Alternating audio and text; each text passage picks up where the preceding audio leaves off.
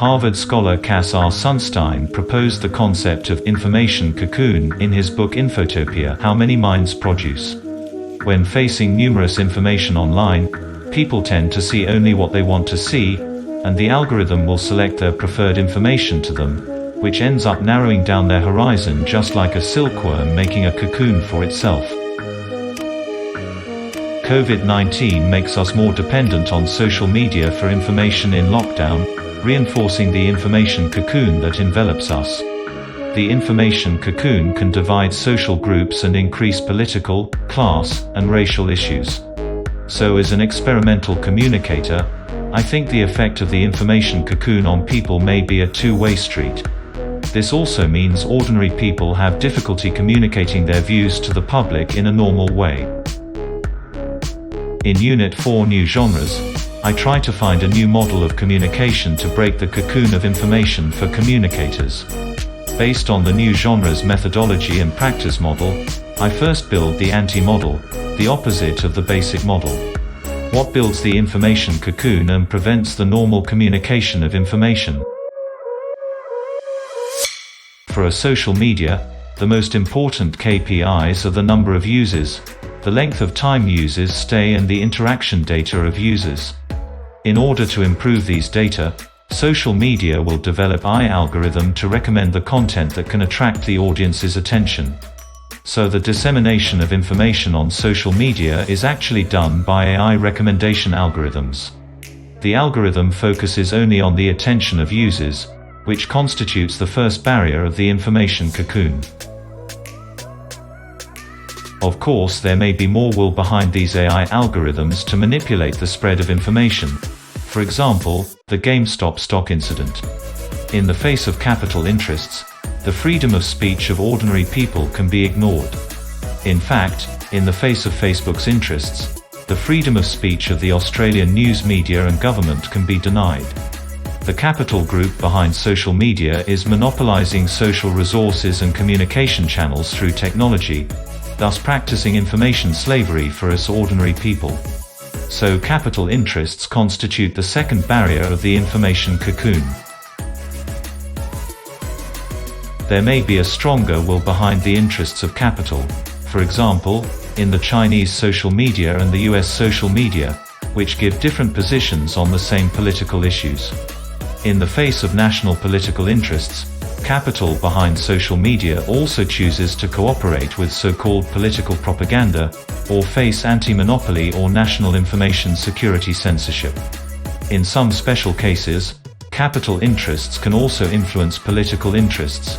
For example, Twitter blocked Trump's private account. So essentially this will has exceeded the reach of ordinary people, and also constitutes the third barrier of the information cocoon. After the analysis of the information cocoon barriers, I tried to build the basic model, an example of a possibility to break the information cocoon. The first is the analysis of the social media environment. Here take TikTok for example: fragmentation, decentralization, sensory stimulation, altruism and entertainment are the characteristics of TikTok's communication. The weight of user interaction indicators determines the basic communication logic of TikTok, including number of likes, comments, forwarding and video completion rate. Then start the account model design.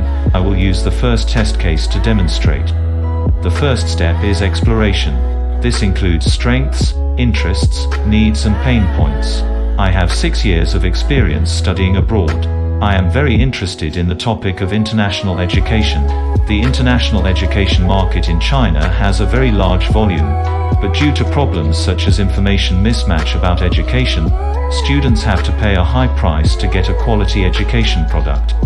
That's why this test account is centered on the topic of international education. The second step is definition. This includes targets, motivations and benefits. My target audience is the group of students and parents with international education needs. They usually have a strong desire to learn relevant information. I want to break the information mismatch through my content distribution, to allow students who do not have sufficient budget to experience quality educational products.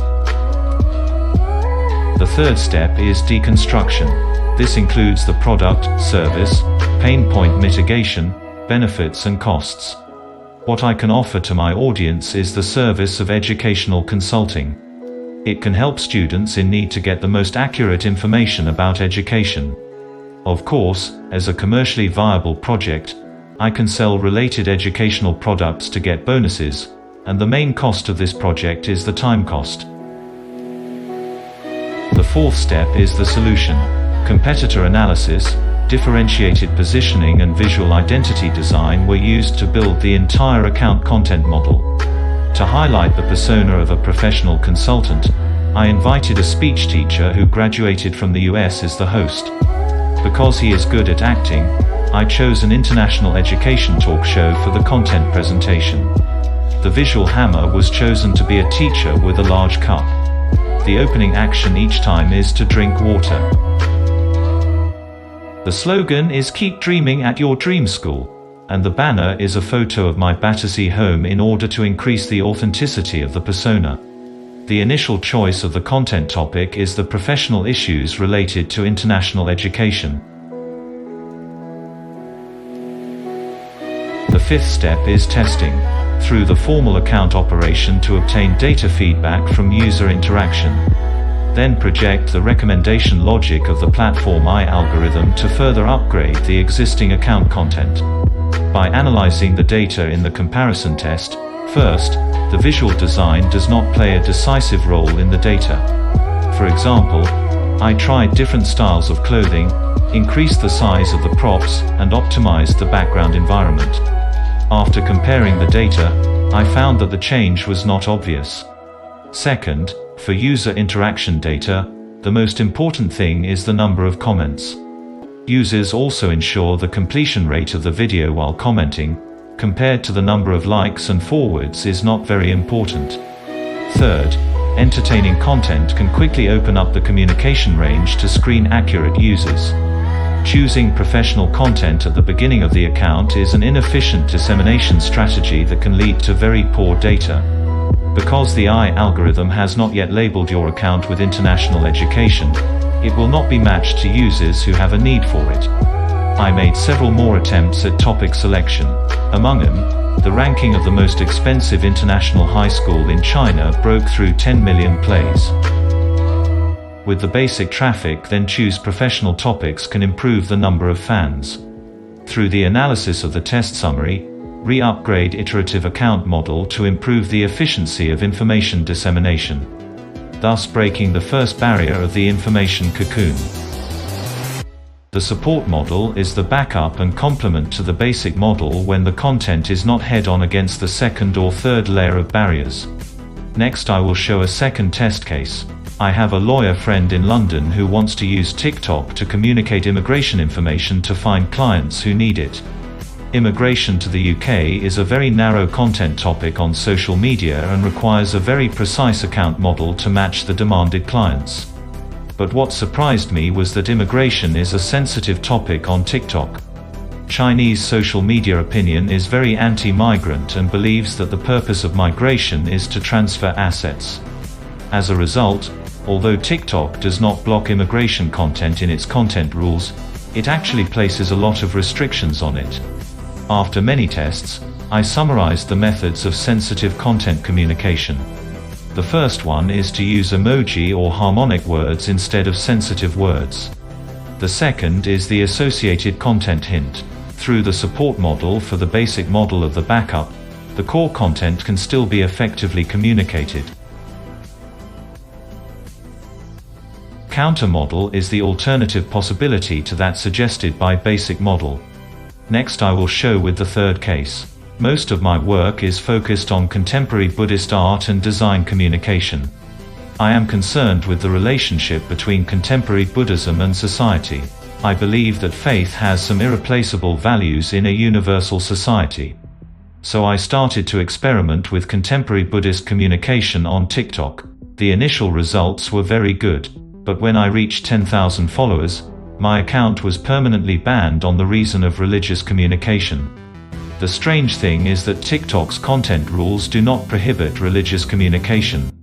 I then started 2 new accounts, adjusting the content from Buddhist theory to Buddhist history and Buddhist culture, and was permanently banned again at the same 10,000 followers.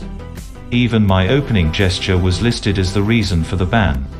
After many tests with different content, Buddhist wallpapers are the only Buddhist content that can be posted on TikTok.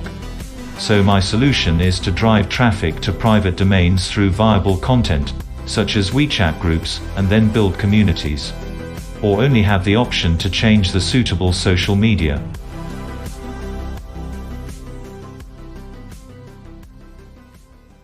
Through the analysis of the 4 models presented, a set of communication models can be obtained to break the cocoon of information for communicators. I call it Post-Identity Design Strategy. It forges a fresh connection between concept, criticality and making in new social media environment.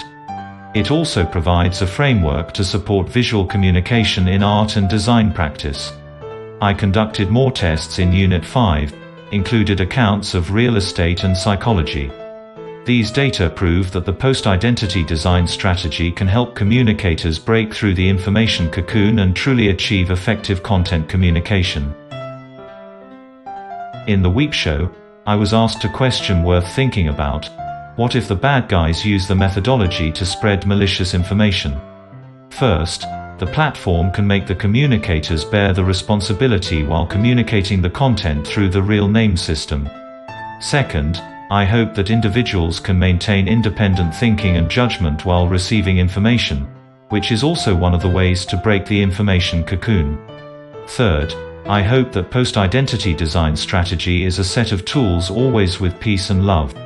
Finally, I would like to emphasize my original intention: to make information more transparent and fair in the commercial environment. In a non-commercial environment, to make ordinary people more united, to make the voices of the underprivileged more visible. I will continue to research and upgrade the post-identity design strategy in the future. Thanks for watching.